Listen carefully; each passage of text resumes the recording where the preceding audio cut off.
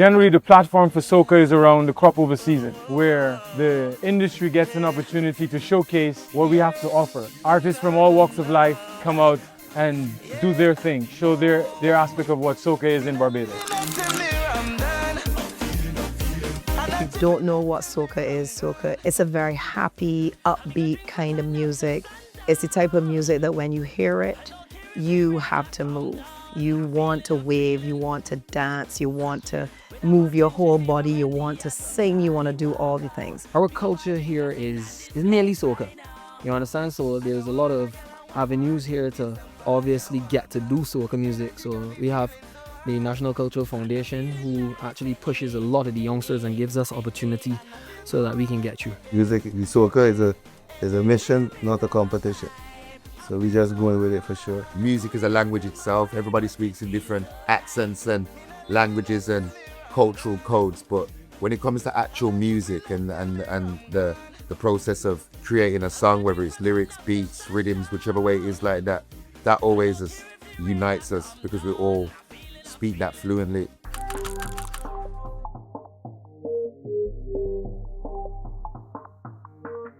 Due to there being no studio, because of Juve, way too busy. Gonna have a session in the apartment basically.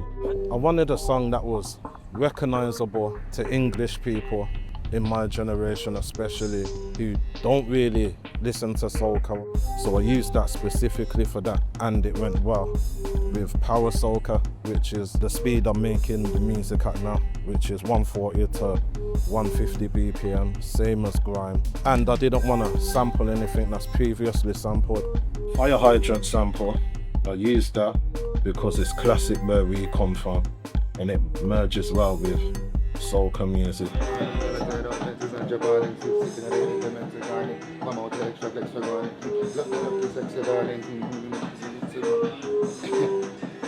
I find it. I'm trying to bring a grime thing to it still. Yeah, mate. Keep on the same subject matter, but bring a grime thing to it. One more extra flex regarding. Look, you sexy darling. Whoosh, who let the dogs in? One shot of this, I get your dancing. Boy, plenty girl, I bring the rum. Boy, plenty gal, we on the hunt. Boy, big or slim, we jamming them.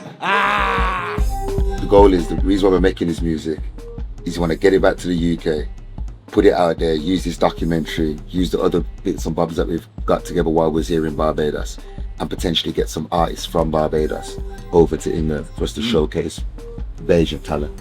I've always been exposed to soca across my life, obviously like being from Bajan heritage, but like recently I've really seen it begin to like infiltrate into the more mainstream avenues. Hey, they from Barbados and he meant to me, yo dog, oh you sound Jamaican so now. Yeah. The big man is that. I love dance so much and it's gonna take time to study the craft now. Cause remember now, you gotta work with fundamentals. You just can't go into people's genre and do as you feel like you gotta learn it. Like football. Control, boom, pass. Control, boom, pass. So just learn the fundamental of the dance songs. Sit down and hold certain twangs I think the men use and incorporate it with my Bajan style. Yeah. Maloney's a G. Maloney's actually really interesting artist. Maloney's a born Bajan artist. He's actually a really fire dancehall artist. Well, as an artist, I started, this is like what, 14, 50 years I've been in the music industry right now. And I came to do music through school, through cultural African drums and playing keyboards and all that kind of stuff. To tour to UK and the rest of the world, that'd be so fantastic. That'd be a dream come true, you know what I mean? Full of voice, full of energy. I would love to spread my music some more and get more fans and supporters, you know what I mean? And keep the vibe rolling.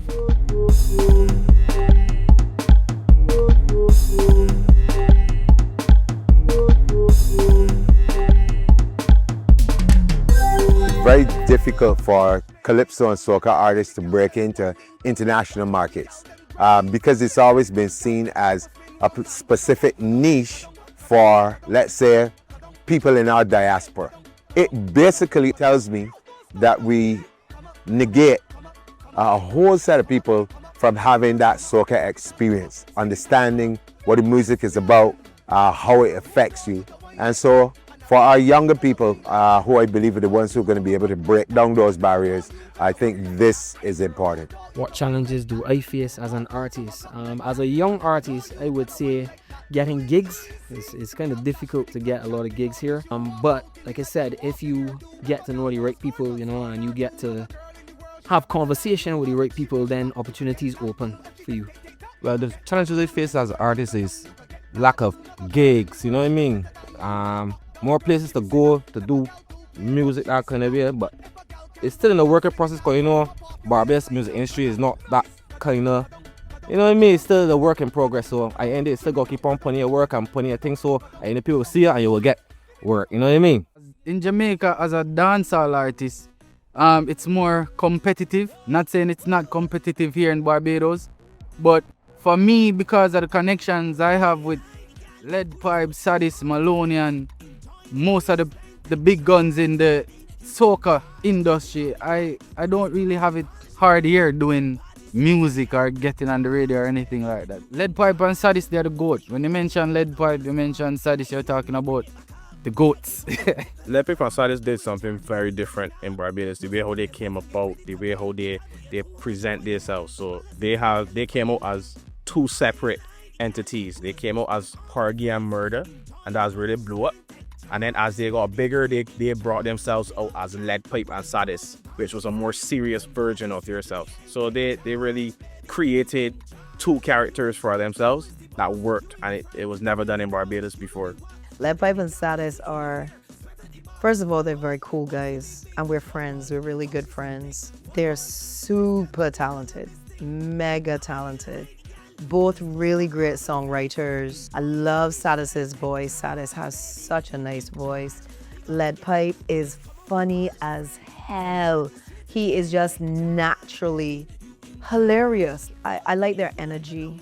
I like their vibe. I like the way that they also work with younger artists. They do a lot of that. There's a lot of talent in Barbados, like mad talent. Like a lot of them, you trust me, a lot.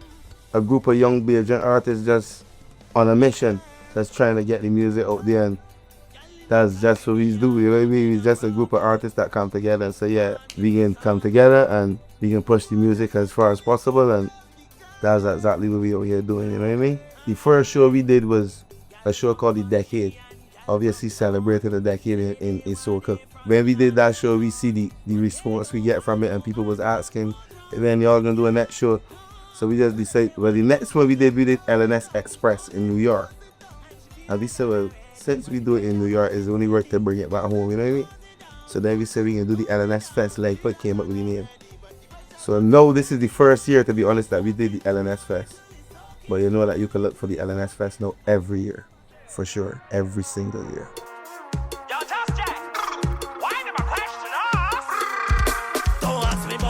In Barbados, we've got the 4-day morning, nighttime vibes, enough paint, enough powder, a lot of bands, thousands and thousands of people.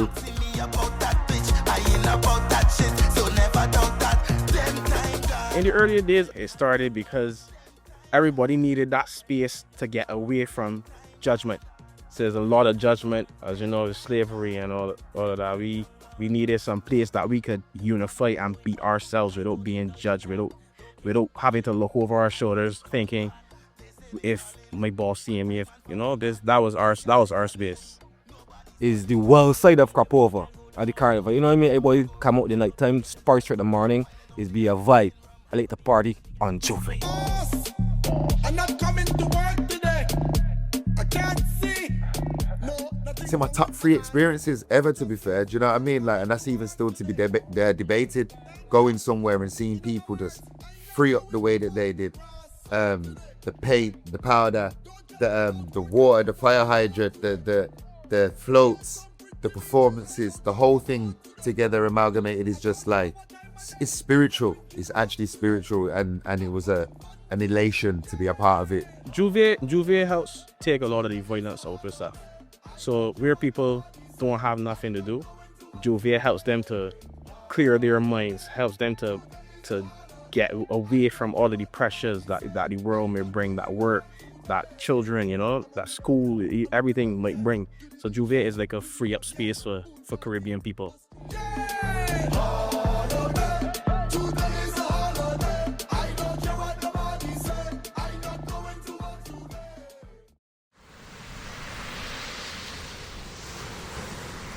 How is Barbados music received around the world? We're unique. We're much different when compared to even Trinidad, where the whole calypso and soca really originated. I think the uniqueness of the Bajan accent and our stylings. For example, we started out doing something called raga soca music. So that is something that was a great selling point for us and our music. We had Rupee being a huge part. We had RPB, Red Plastic Bag, being a huge part of that. Alison Hines and Ashaka Riley. These guys really propelled our local music with all the traveling they did, especially through the United Kingdom and through the US. Roll It Gal was a song that was written by Chantel Lane. She's also Barbadian. I was off the road for a year. I had my daughter at the time.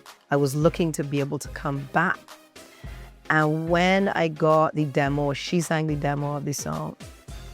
And I heard it for the first time. I was like, oh my God, this song is this is fire.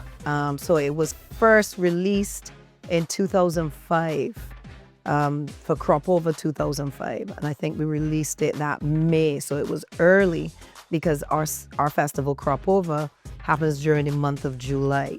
So this song was released, I believe it was May that it was initially released. And the response from the song was, it was almost immediate. And I was like, wow, this song is crazy. But I did not know that it was going to go on to become what it became. Such a huge song, not in Barbados or just the region, but in the UK, in Latin America, in Africa, it just went everywhere.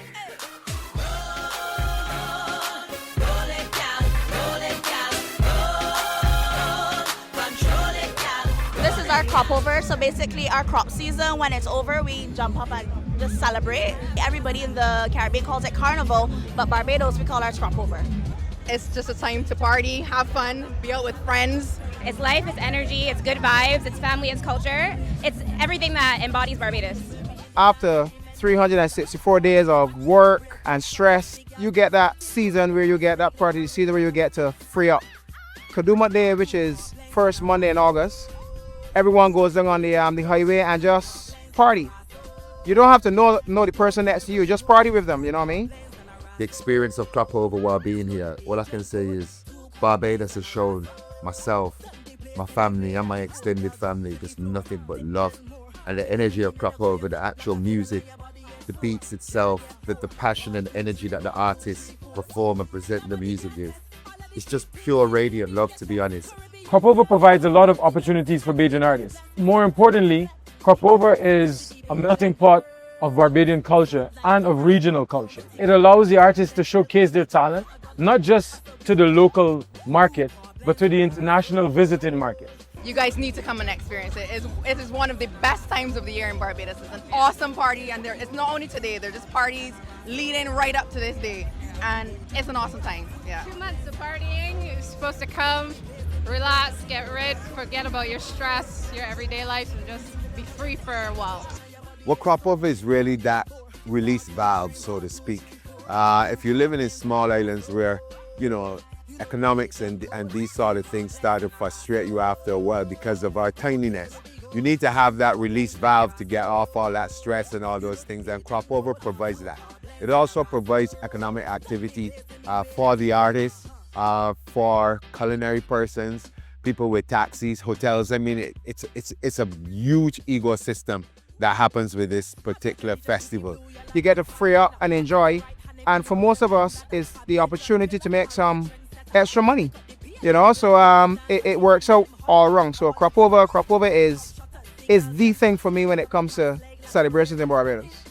And so it means a lot, but at the end of the day, it also gives us a chance to express ourselves creatively. And I think out of that, you get your identity, and those are the things that matter. People, energy, all of that. Like Crop Over is all of that to me. It's a feeling, and it's so many different things just all wrapped up in one. And it is excitement, and it's exciting to be a part of it.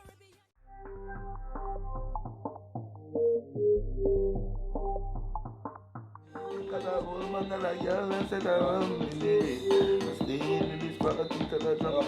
I think till I done the world gone me. Them man are more melodic. So don't think that Trinidad, they're melodic. Yeah. We always talk about this, and this happens a lot in the UK as well with artists. Yeah. Do you feel like a lot of artists' songs, are the songs bigger than the artists? Yeah, for sure. Me. Yeah. I can speak down for myself. The songs are bigger. My song's bigger than me. Bigger than you, innit? Yeah. That my name, everything. Yeah. The music is bigger than the bigger artist. than the artist. That's Which is probably. the purpose of music though, to be honest. Yeah, for sure. Exactly. I wasn't doing the music for me to reach. I was doing the music for the music to reach. Correct. You know what I mean? Boy, see I not leaving cause a whole bundle of girl and set around me. I stay in this party till I drunk. I'm not leaving cause a whole bundle of girl and set around. Boy, I stay in this party till I drunk. Boy. But I appreciate the love so far. Last year I've been in the UK like 3 times, so the music getting reach for sure. I've been doing work with Josh J, and Josh J been out there pushing the music as well, and yeah, so we've been getting some love in the UK, man. Big of the UK people for sure. Yeah, man.